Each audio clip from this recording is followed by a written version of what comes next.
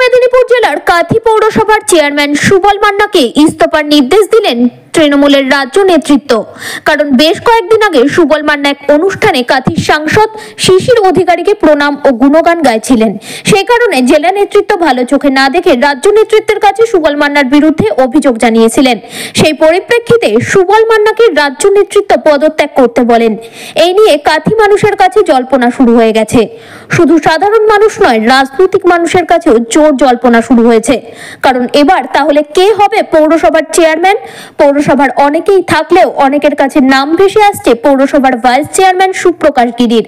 কেননা যখন বিরোধী দল নেতা শুভেন্দু অধিকারী বিজেপিতে চলে গিয়েছিলেন, তারপর থেকেই কাঁথিতে ওনার বিপরীতে লড়াই করেছিলেন কাঁথির যুব নেতা সুপ্রকাশ গিরি। তাহলে পৌরসভার চেয়ারম্যান পদটি সুপ্রকাশ গিরির ঝুলিতে কি থাকছে? সেই সিদ্ধান্তটা নির্ভর করছে রাজ্যের জননেত্রী মমতা বন্দ্যোপাধ্যায় এবং রাজ্যের যুব আইকন অভিষেক বন্দ্যোপাধ্যায়ের উপর।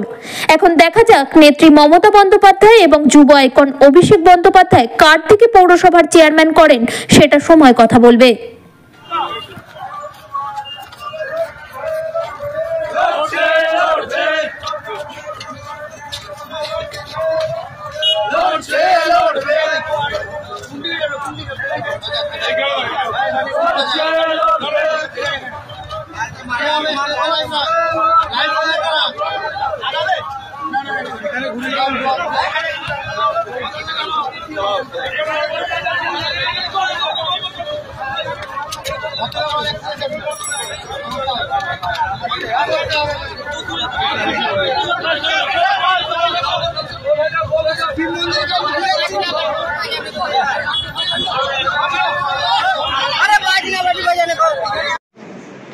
রামনগরের পঞ্চায়েত সমিতির প্রাক্তন বিদ্যুৎ কর্মাধ্যক্ষ সম্মানিত মদন মোহন গিরিপদরকে সংগঠিত করছেন আমাদের সম্মানিত বিশ্বরঞ্জন।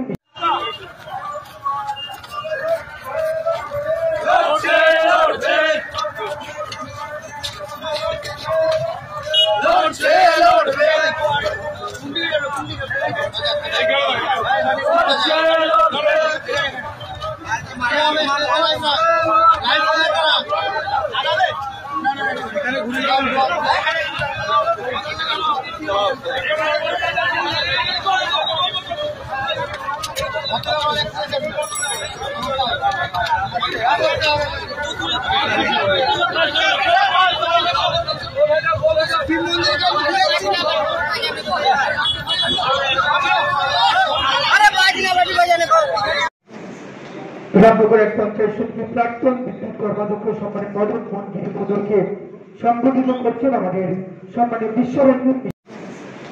রামনগরের পঞ্চায়েত সমিতির প্রাক্তন বিদ্যুৎ কর্মাধ্যক্ষ সম্মানিত মদন মোহন গিরিপদরকে সংগঠিত করছেন আমাদের সম্মানিত বিশ্বরঞ্জন।